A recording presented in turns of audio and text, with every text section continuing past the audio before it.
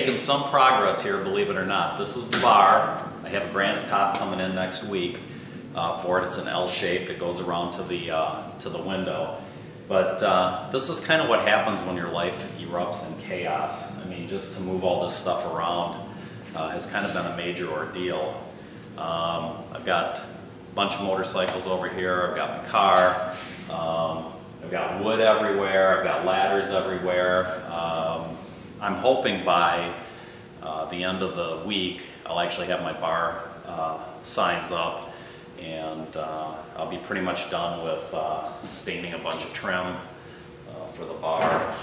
But it's coming along pretty good, actually. So today I'm going to make a Kolsch again, an all-grain Kolsch, using 9 pounds of Pilsner and some, obviously, Kolsch yeast. And let's see, on the hop side, it's 1 ounce of tradition hops for 60 minutes, and then 1 ounce of Hallertau for his Brucker. So, should be an interesting brew. I've had it before. It's great. It's a favorite around here. Everybody seems to like it. It's got a nice, clean, dry finish, and it's just a great beer. The other stuff that I made in the last video, the kind of all-grain Miller High Life knockoff, is actually done. I actually had a couple bottles of it, and it was awesome, and we'll talk about that next time. But anyway, that's it. I've just got to get kind of organized, and we'll get started on the Kolsch. Well, I've got the grain milled, and this is Pilsner, 9 pounds, and didn't have the issues I had last time getting the mill to work. It worked great. I have water in the top kettle on the Blickman, so once it gets up to temperature, you can go ahead and mash in. So one thing I did forget to mention, last time, I talked about how hard it was to get the temperature down and into the wort down to the right temperature before pitching the yeast. And so what I've come up with is just a double cooler. So I'll have the wort cooler in there, and then I'll have another wort cooler that's running through an ice bath, feeding the primary cooler. So I'm hoping that drops it. I may even let it work a little on its own first without the ice bath, just to initially get that temperature down, and then drop it in the ice and get it all the way down to where I need it to be. So, hey, that's it. Next step, let's mash in. All right, we're ready to mash in. We got our water in the mash tin, and we're going to add our 9 pounds of Pilsner. In the meantime, I have snapped the pack on the yeast. So it's doing its thing.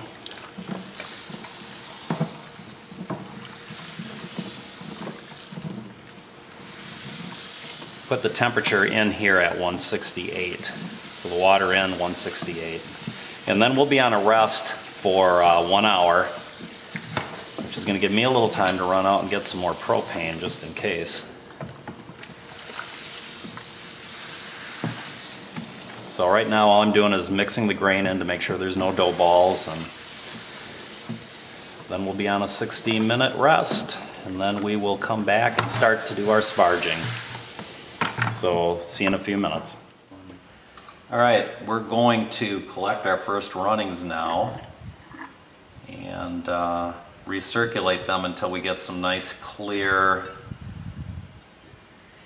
wort coming down here. So as you can see, there's quite a bit of grain. If that's a good shot or not, there's quite a bit of grain. I'm probably going just a hair too fast at this point. So that's better.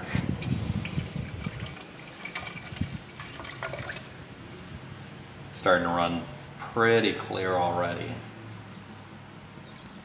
So we'll keep doing this until we know we've got it really cleaned up in a nice grain bed in the mash tun, and then I'll go ahead and start to move it over to the boil kettle, and then we'll start our 60-minute boil. So back in a couple. So we are fly sparging right now, and that's the step we'll be on for hopefully about the next hour, a little over an hour. I always seem to get about an hour and 15 minutes out of it. All we're trying to do here is just match the input of the water into the mash and the output on the other side at a slow rate to get all those sugars out of the grain. And I always try to keep about 1 inch to 2 inches of fluid above the grain bed. And right now we seem to be doing just fine. So when that's done, we'll be back and then we'll start the boil. All right, we're just about done fly sparging, and I'm at almost 1.043, which is supposed to be my pre-boil gravity. So in a second we'll start the boil and we'll go from there. Boil going. Had a little interesting experience a second ago, which maybe I'll throw on at the end of the film, but at the end of the episode. But anyway, we are ready to put in our first set of hops, and then we'll be on 50 minutes boil until we can get in the second set of hops. And somewhere in between there I will be throwing in the wort chiller so it gets sterilized. So anyway, that's it. Back when there's 10 minutes left in the boil. Okay, the tradition hops have been in there for 50 minutes, and now we're going to have the Hallertau, and those will be in for 10 minutes. A little warm there. And then we'll be done. We'll cut the heat and we'll start to cool the wort. So back in 10. We have the chillers in place, they're running, and we are cooling the wort down. And I wanted to show you what I set up here.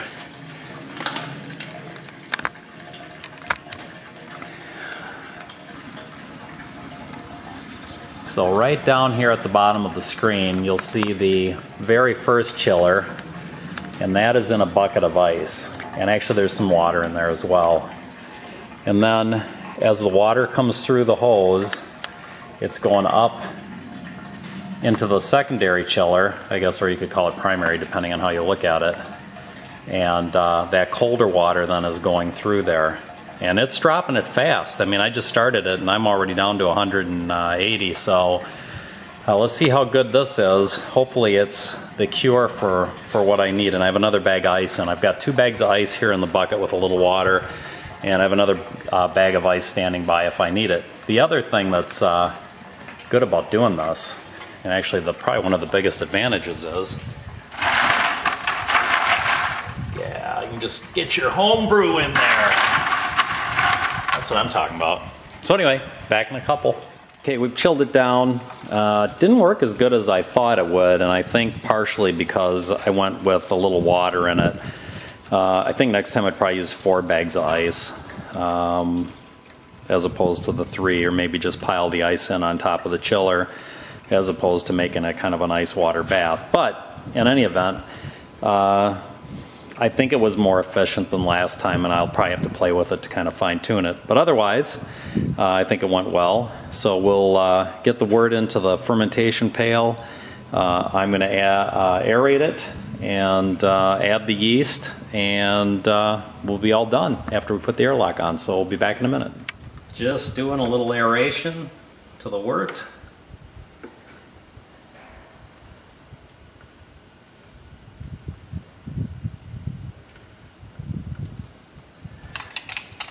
That should be enough.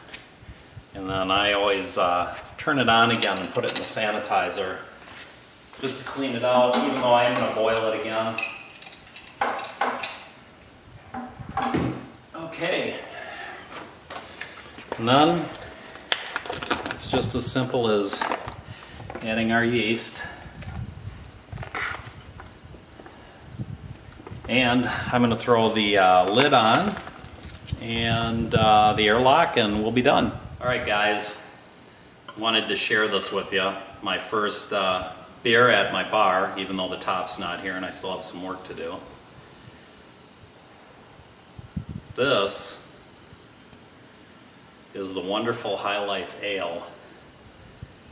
That's what I call it anyway. What a delicious beer. Wow. I mean, Look at that carbonation. I don't know if you can see that or not, and the color is just gorgeous. And the taste is wonderful. Everything you'd want. Cheers.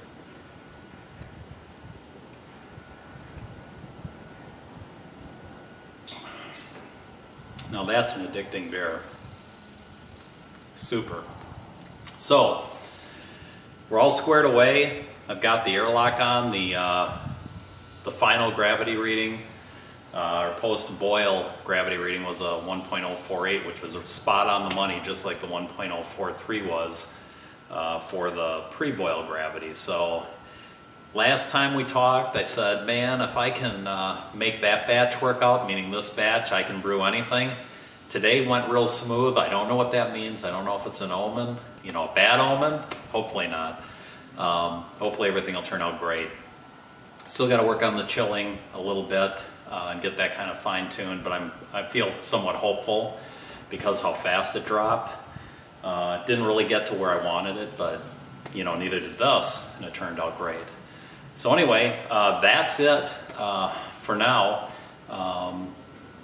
Hopefully the next time we talk, this whole thing will be finished and it'll actually look like an organized mess instead of just a mess. So until then, have a great Homebrew Wednesday, a great week, and cheers.